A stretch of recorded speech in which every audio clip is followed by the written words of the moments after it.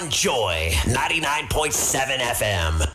25 minutes past 9 on the Super Morning Show on Joy 99.7 FM. Yes. And we have with us in the studio George Andah. He is the Deputy Minister for Communications. Like we said earlier, Mr. Andah is joining us to talk about the reintroduction of StarTimes into our digital migration space. What happened was that the digital migration contracts was given to StarTimes. Was like I said earlier, cancelled in 2 years after. They got a contract in 2012, cancelled some 2 years after. It was retendered to over 10 companies.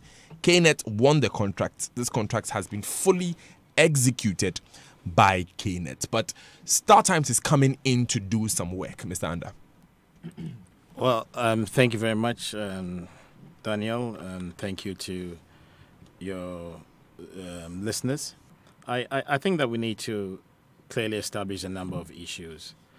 I've seen the Gibber StarTimes story, and I also heard your newspaper review, and there were a number of things that I believe were misinforming Ghanaians. In the first place, there is no arrangement, there is no intention of StarTimes managing the National Digital Television Transmission Platform. There's no indication, or there's no intention of the Ministry of Communications of the Government of Ghana doing that. Like you rightly said, in the digital migration process or the digital migration plan, the initial intention was for the Government of Ghana to access the Exim Bank facility. And I'm sure that you know how the Chinese Exim Bank facility works. It's tied to a particular supplier. And so StarTimes were the supplier that were supposed to execute the project.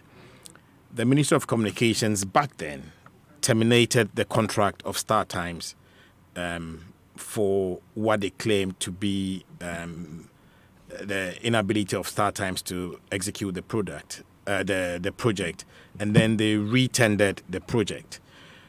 So when the contract with StarTimes was terminated, the Chinese Exim Bank facility was withdrawn. The government of Ghana then decided that they will sell 2 blocks of spectrum to fund the DTT infrastructure, of which only 1 block of spectrum was sold. And KNET started the execution. KNET, I believe, have done a great job. I think that they've probably about 95% complete, built 42 sites across the country. And these sites are currently transmitting digital content. What we have with existing infrastructure is 40 channels for broadcasters, and that capacity has already been filled. We have daily receive requests from broadcasters through the NCA, okay, to who want to come on board. The existing infrastructure that we have has a number of limitations. And so the idea was that, based on the advice of the legal team, the Attorney General and the international solicitors, was to have this arbitration settled, okay, where we could re-engage with the Chinese Exim Bank facility for StarTimes to do the enhancement of the network, so that we could have an additional 60 channels to the 40. That would give us 100 channels for broadcasters to be able to transmit. Now, the existing infrastructure that we have hasn't got any capacity for regional broadcasters.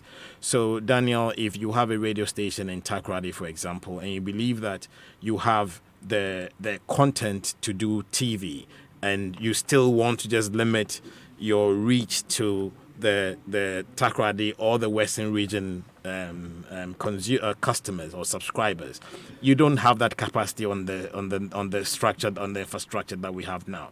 So the enhanced infrastructure that we're looking at, in addition to these 60 channels for more broadcasters to come onto the site, onto the platform, also creates the opportunity for 8 regional broadcasters to be on board. Beyond the 8 regional broadcasters, all the existing broadcasters can only transmit on standard definition. Some of you guys have have equipment that enables you to transmit high definition. But the infrastructure that we have doesn't give that capability. So we're also looking at increasing or enhancing the infrastructure so that we can have at least a minimum of 10 broadcasters who have the infrastructure to transmit high definition content to do so.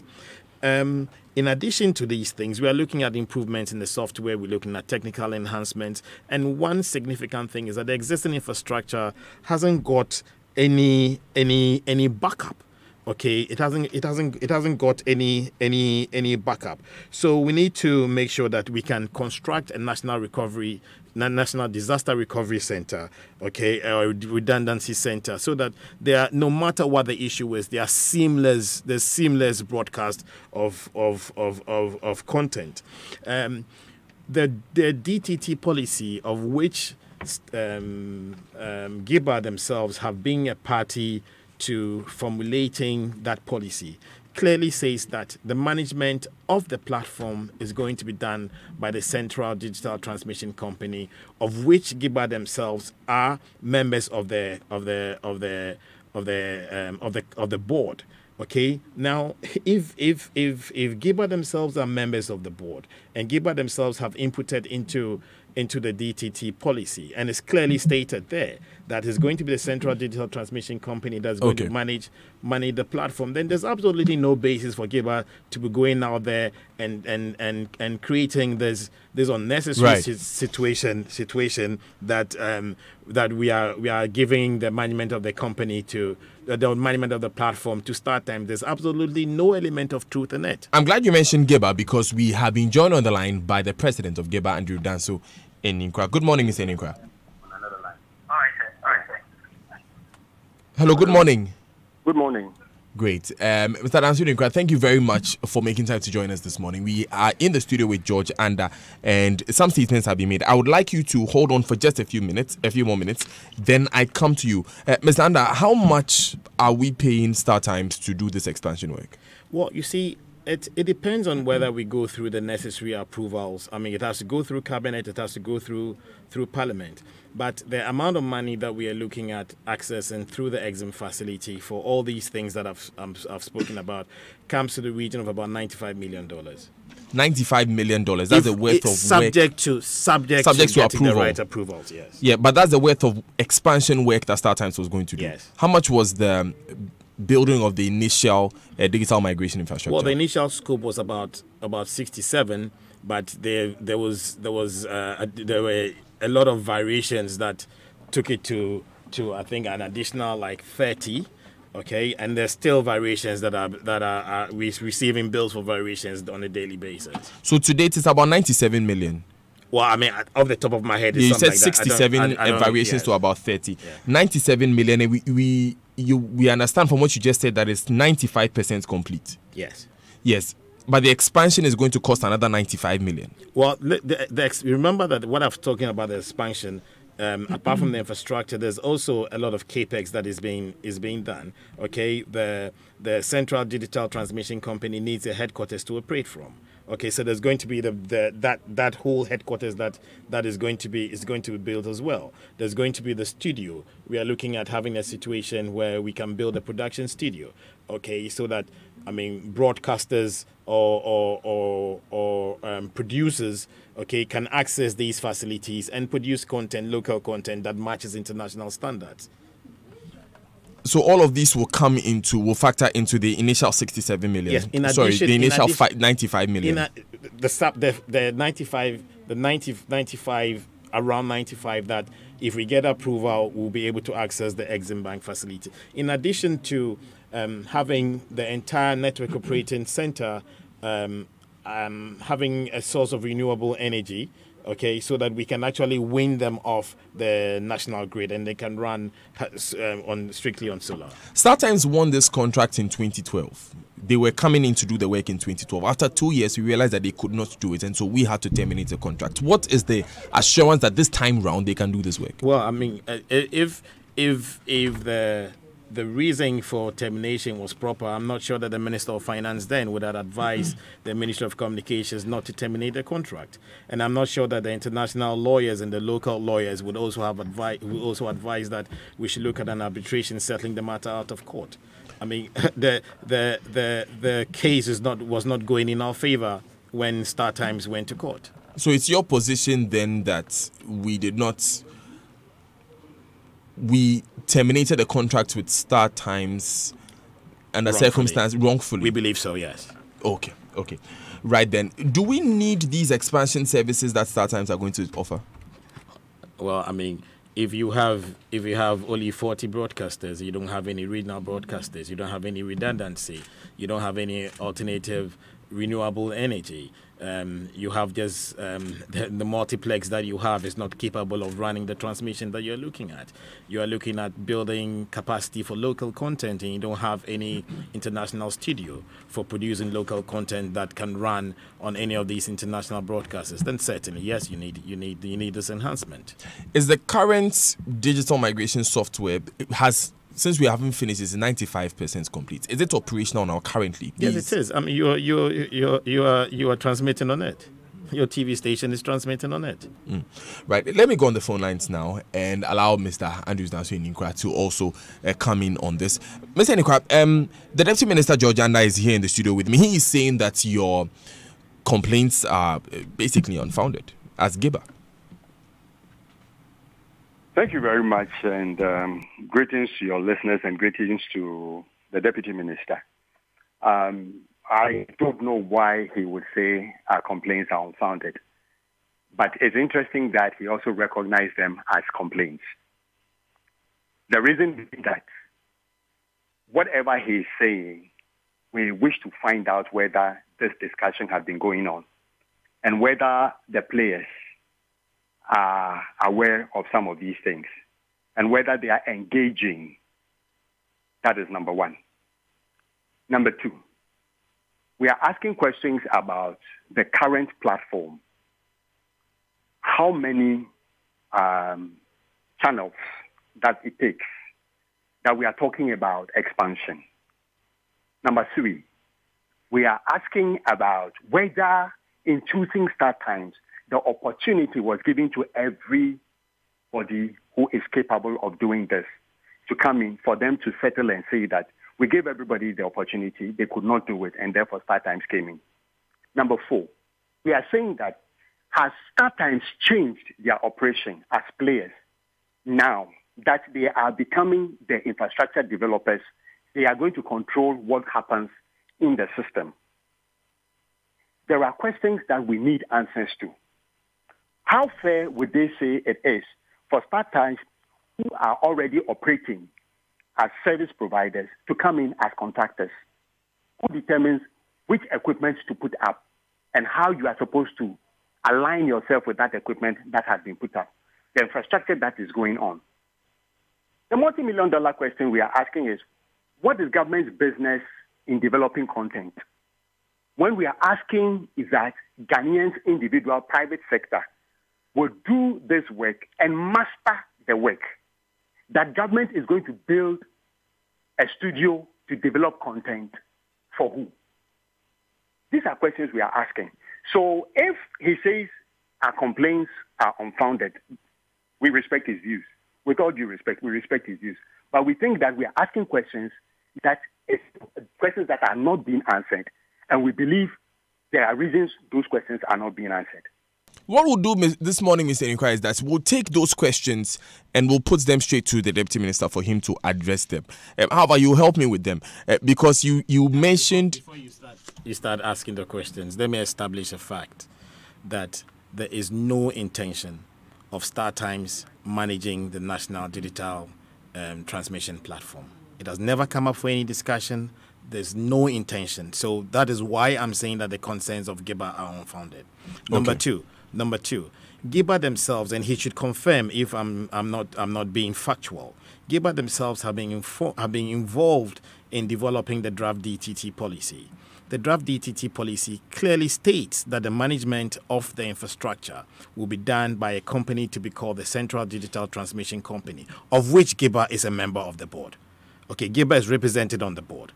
Okay, so now if Giba themselves that have helped develop this draft policy have put in place, okay, they know that they're going to represent it on the board.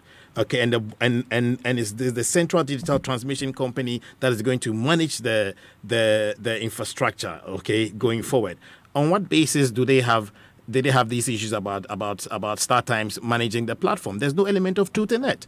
Okay, now he talks about. Let's go to the questions now, all right, go on. so that we can be clear with them. One by one. Yes. In the first place, how many channels does the current platform have? I believe I answered it earlier on, and I'm surprised that the president of Giba would not have this information. It's 40 channels.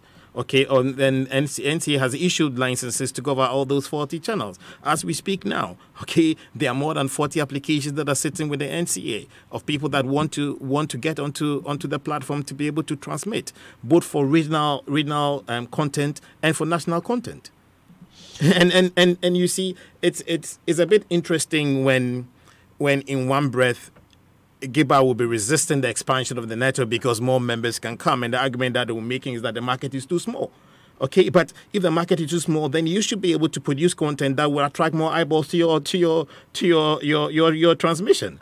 I mean, you shouldn't be squeezing the number of broadcasters. I mean, because you think that you'll not be able to compete competitively. But he also asks how StarTimes was chosen. I believe that I've stated this thing over and over again. The StarTimes contract was terminated. Okay, the Exim Bank facility that was supposed to be accessed to build this infrastructure is tied, or the Chinese Exim Bank facility is tied to StarTimes doing the execution. And Daniel, you know how the Chinese Exim Bank facility works. I mean, you cannot go and pick up any supplier to do execution when you're accessing that facility.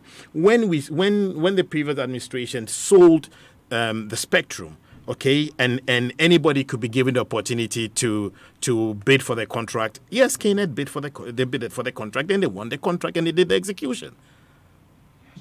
Okay, so in this case, if we don't bring StarTimes, you won't get the 95 million. No, you won't get the 95 million. It's a fact. Now, why are we allowing StarTimes to operate in the sector as a service provider then? But StarTimes have a license. The previous administration issue. Why can they not? They're a broadcaster. They have a license to broadcast. Well, then, in that light, at that time, StarTimes was not providing this service. So StarTimes had, their contract had been ended. StarTimes was operating as a broadcaster. That was not in question. But now they are coming back into that space of expanding, helping to expand. Subject to approval. Well, subject to approval. Yeah. But let's say it's approved. They are now operating as a service provider, and they are working in the expansion Daniel, you should space. understand that the platform on which StarTimes is transmitting is totally different from the DTT platform. Okay, it's like you're telling me that somebody is driving a car on the Accra-Tema motorway, and somebody else is filling potholes on the Kanda highway. So why are we allowing that to happen? It's a baseless argument. Okay, it's not StarTimes that is developing the bill of quantities. It's not StarTimes that developing the equipment that is required. Okay, the ministry and the NCA and our technical partners are working on this. Okay, if we get the approvals, then that's what we are going to do. But it's not just about bills of quantities, is it? Isn't it about the technology that goes into developing it for someone who has an interest in it? Isn't it even a matter of conflicts there? Is there a reason to believe that StarTimes do not have that capacity or that capability? I'm not asking about capability or capacity. I'm asking about conflicts of interest. Where is the conflict of interest? I don't get it. They're a player in the space. So they have an interest in they are going to make new digital, are totally different. new regional channels. They're going to make new regional channels. They currently play in the space, isn't it? For who? They're building the network for who? You tell me. They're building a network for the good people of Ghana. Okay, they are not controlling the network. Okay, I'll bring this to you, Mr. Nikwa, in a moment. But then this question just came in. The monies that we used to do the initial digital migration, for which KNET did, was from the sale of the spectrum. Yes. So that means we did not use the Exim Bank facility. No, we did not. Why do we need the Exim Bank facility now? Because we don't have the money to do it. Right now, we've put an additional block Okay, you know the NCA has announced the additional block. I mean, or actually it's 3 blocks that are being sold. Okay, but there are other things that the government of Ghana or cabinet or parliament can decide what they want to use it for.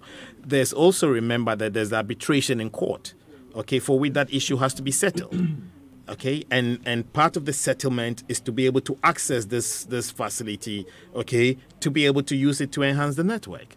Did our Attorney General advise us, because the Communications Minister at the time had asked for advice from the Attorney General before terminating that advice was given that he should terminate the contract? Well, I believe that Cabinet approved for the contract to be terminated. Okay, but I'm also aware that the Minister of Finance advised against that contract being terminated. Okay, this 97 million that we used to fund the first contract, the KNet contract, it came from the sale of the spectrum, the one spectrum. Well, part of it came from the sale. We've not finished paying for it. Good.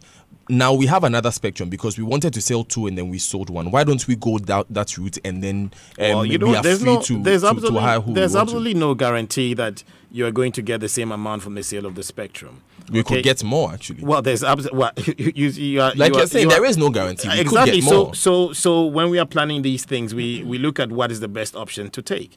Okay, now you are also moving away from the issue of the arbitration. Okay, I mean we have been taken to court, and that issue has to be settled.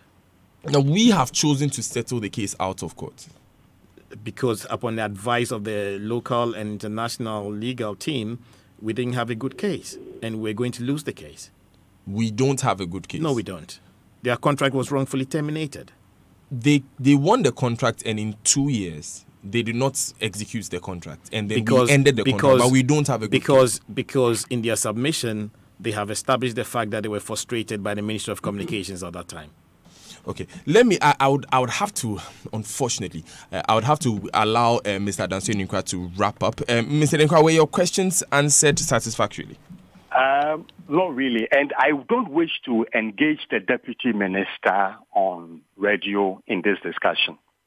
The reason why we are up there in public area with all this is a demonstration of our frustration from the ministry. Because if the Deputy Minister says there is a group which we belong to, I wish the Deputy Minister would have said would have told the whole public the last time that group met with them. The last time we had a meeting to discuss DTT was in February 2018. The last time we were promised by the ministry that we will do site inspection, know what is going on, was in February 2018.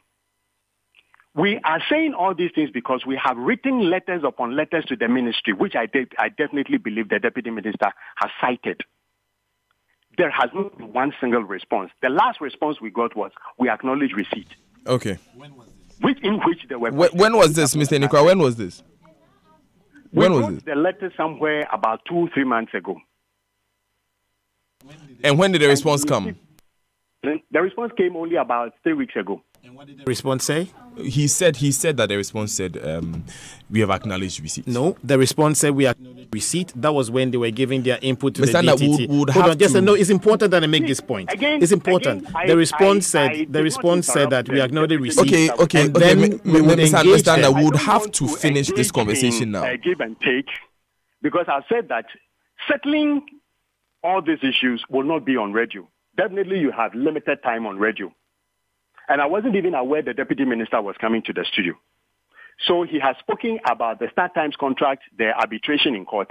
But what we know from our position is that the case went to the Supreme Court in Ghana, and we joined the Attorney General at that time, and we won the case. Okay. So therefore, if I am being told the matter is being settled out of court, and for that reason, so that we will be able to access the Exim Bank, the loan facility, and therefore we have to give the space to players to develop infrastructure. When we have sold spectrum and raised more than enough money to develop the initial stages, and we are doing expansion and we cannot raise the money locally, when I ask questions and says, my questions are unfounded, we leave it to the public to judge. Thank you very much, Andrew Dansoni. He's the president of the Ghana Independent Broadcasters Association. We cannot continue the conversation today, but this is a